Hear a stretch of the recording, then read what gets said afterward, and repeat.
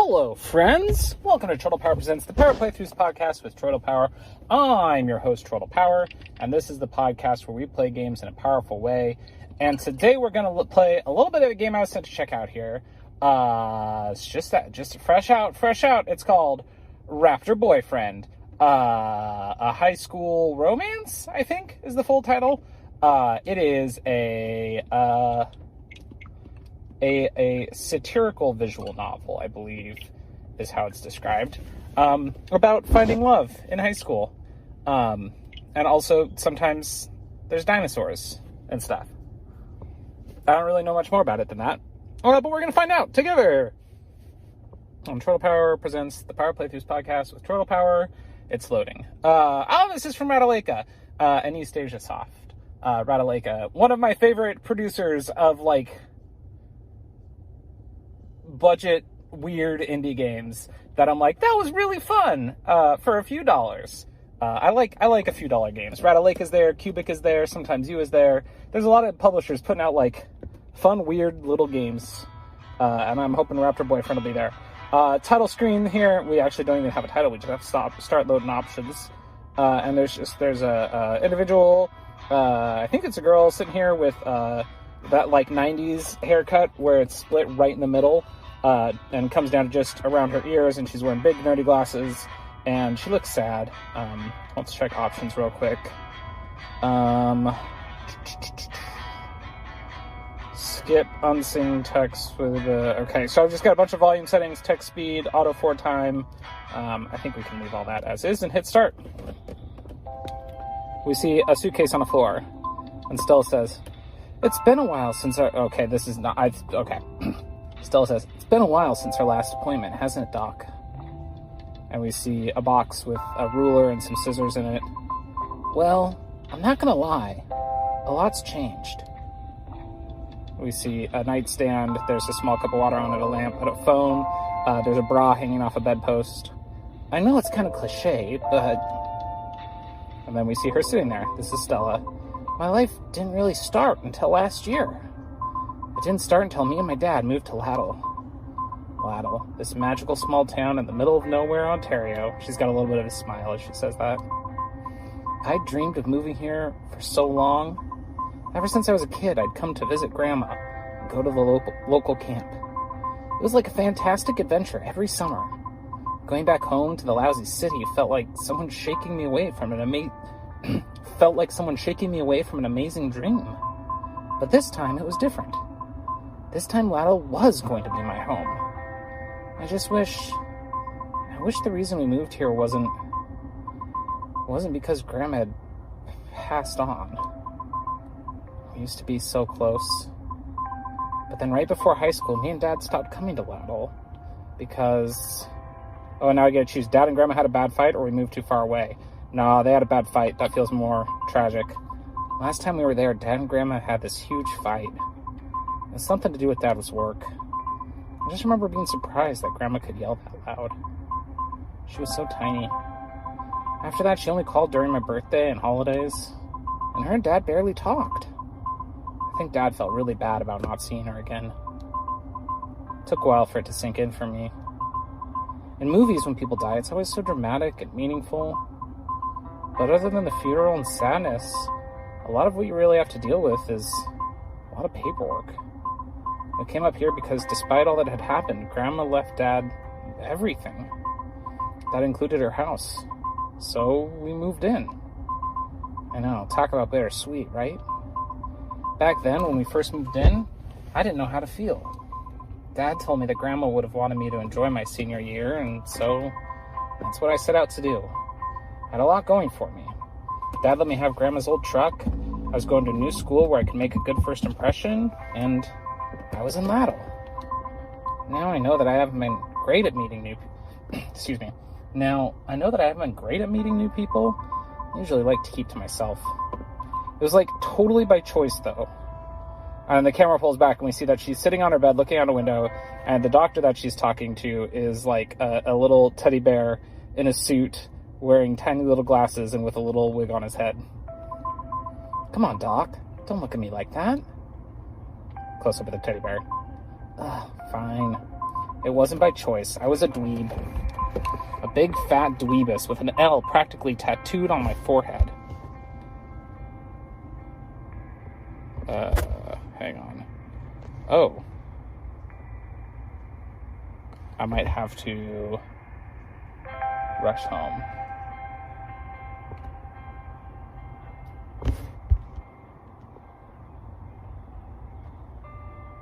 I'm gonna make a phone call real quick.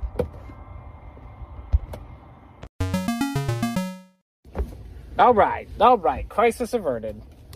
All right. Back into this wonderful dweeb's story. Big fat dweebus, blah, blah, blah. Is that what you want to hear? ...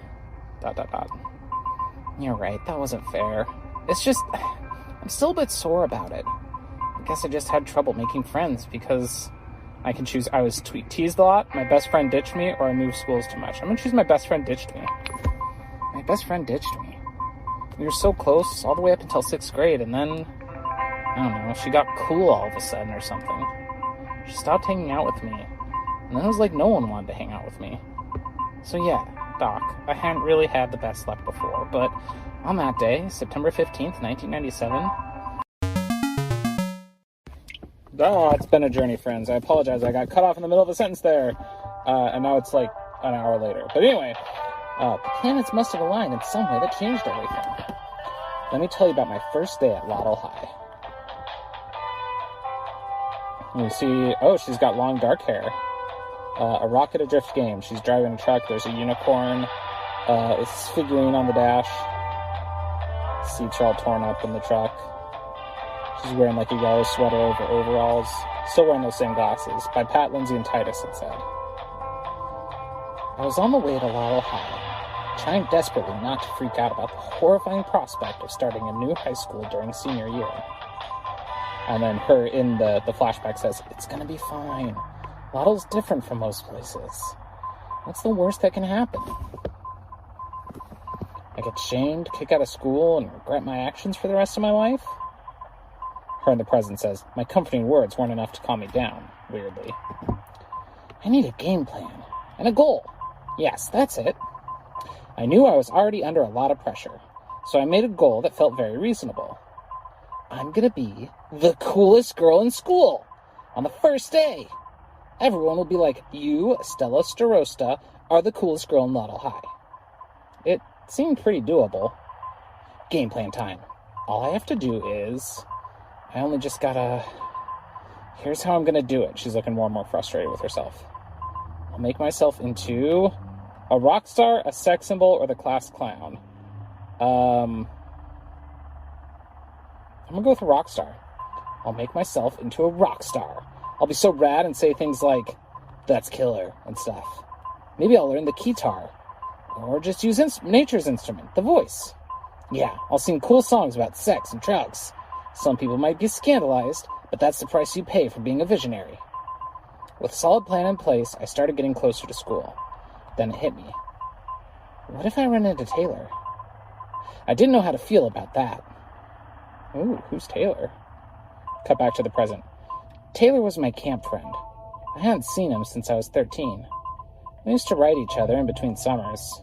I remember being so excited every time I got one of his letters. It was like I was just a little bit closer to being in Laurel. Then the year I stopped going to camp, I also stopped writing. I don't know why. Maybe it was because I stopped going to camp, I had feelings for him, or he'd changed too much. Yeah, I had feelings for him. Maybe it was because I had feelings for him, but didn't know how to deal with them. Like, I don't know. I was 13. I was a naive kid with a crush, and I guess I was just scared that if I kept writing, I'd tell him. And that he'd be, like, freaked out or something.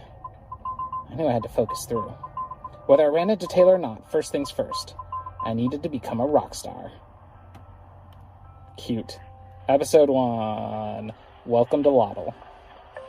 Ladle? Ladle. Ladle? L-A-D-L-E? Ladle's L-A-D-E-L, right? Oh my gosh. Oh my gosh.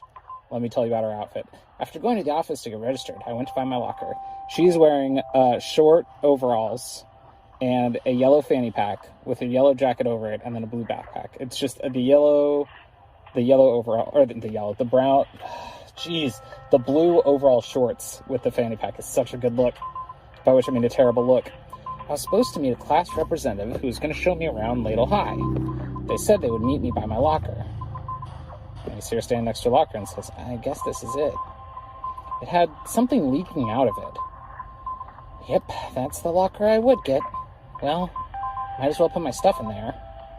Oh God, we see the inside of the locker now. There's a sock, some torn up papers, and definitely some sort of liquid leaking out, and a thing is carved in the wall that says V plus S equals heart.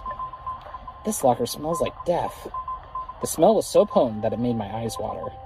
Ugh, I can feel it. It's so dense, like a stench blanket. I had to find a source before I fainted. That gym sock. It seems to be the center of the stink zone. And then there's a crowd looking at her, and they go, ew, so gross. And now a close-up of her with sketchy lines all around her going, ah! The smell of the gross gym sock was creeping into the hallway. People were starting to notice. I'm gonna throw up. Where's that coming from? Another close-up. This is so embarrassing. I don't want to be known as the smelly girl at school. I had to do something. This was my chance to wow everyone with my rock starness. And she says, you think this is bad? One time on tour, I got so totally wasted on, drugs that I could barely hold my guitar, and someone barfed or something, and it was really rock and roll and stuff. I was losing them. And somebody goes, watch out! Oh man, it's a cool Velociraptor on a skateboard with a Letterman's jacket and blue feathers and a backwards baseball cap. I mean, yep, that's what it is. I couldn't believe my eyes. It was a Velociraptor on a skateboard? Whoa. That dinosaur boy looked so cool. The way his feather crest flowed as he cut through the air, his powerful dinosaur legs and sharp claws, such balance and grace. But what did he want with me? All right, everyone. This has all been a prank, a play, or a warning. We're going to go with a warning. A warning? Sure. Oh, I said a warning. He goes, sure. This was a warning. A demonstration that we set up to show the dangers of bad hygiene. Yep. And I'd like to thank my non-smelly co-star, the new girl. You're welcome. So let that be a lesson to you all. Go to shower, I guess. And the crowd clears away. The crowd slowly moved on, and then it was just me standing face to face with a raptor. Okay, I think we pulled that off. And said, please don't disembowel me. You're a dinosaur, or you skateboard good. Nice skateboard moves.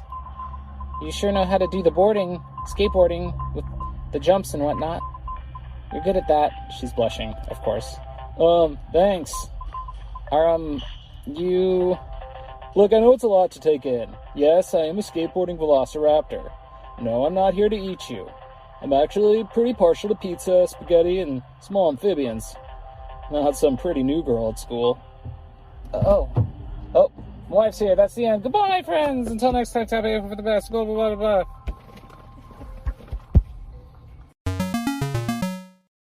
The Power Playthroughs podcast is part of the We Can Make This Work Probably podcast network and Geek Media.